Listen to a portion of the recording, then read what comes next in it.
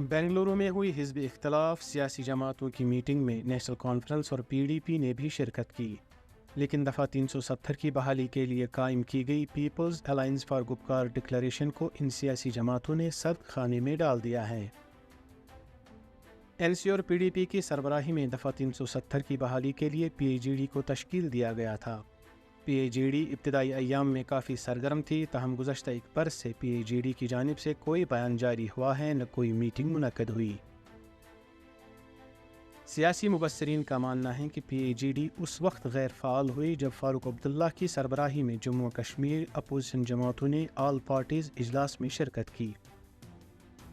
ये इजलास श्रीनगर और जम्मू में मुनक्कद हुए, जिनमें शिवसेना ने भी हिस्सा लिया।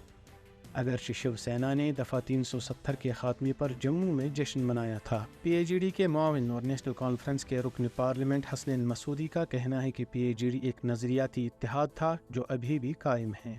तो ये पीएजीडी के बारे में आपको ये बिल्कुल होना चाहिए, आपका ये बिल्कुल साफ नजरिया होना चाहिए। ये एक नजरियाती इत्तेहाद है कि जम्मू कश्मीर के अवाम के हुकूक की बाज़ाबी कैसे हो, और दूसरी बात है कि पायदार अमन के लिए क्या शराइत है।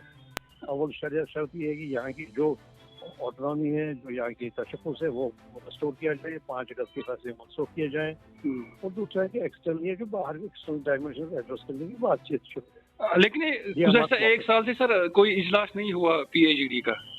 नहीं, क्यों नहीं हुआ? नहीं, पीएचडी का नहीं हुआ, लेकिन बात यह है कि कई एक बार ऑल पार्टीज का हुआ और पीएचडी के नुमाइंदे भी शामिल थे, बल्कि उसके लार्जर इशू डिस्कस हो गए। तो ये वो ऐसी बात नहीं है, वो तो सब अभी कल ही आपने देखा होगा कि इकट्ठे एलजी साहब से जो एक अवार्ड मामला था उसके बारे में मिले, तो वो नजरियाती हद तक वो मौजूद है। और वो जहाँ पर भी उस नजरिए को तकरीर देने की जरूरत होती है, वहाँ तकरीर दी जाती है, तो उसका जो एजेंडा है वो आगे किया जाता है। इन जमातों के नौजवान लीडरान पीएजीडी के क़याम को बाकी रखना लाजमी करार दे रहे हैं। लीडर साहिबान को इस चीज़ का एहसास है कि हमारे साथ जो हुआ है उसका अगर कोई सद्भाव होगा तो वो यूनाइट होकर ही होगा, वो मुत्तहिद होकर ही होगा। अगर हमारे हुकूक जो है आप लोगों को हमें रिस्टोर करना है, तो ज़रूरत इस बात की है कि हमें यूनाइट होकर ही ये मसले हल हो सकते हैं। ये इनकी कोशिश है कि हमारी आवाज़ जो है कमज़ोर रहे, हम डिवाइड रहे, और ताकि ये हम पे मुसलत रहे।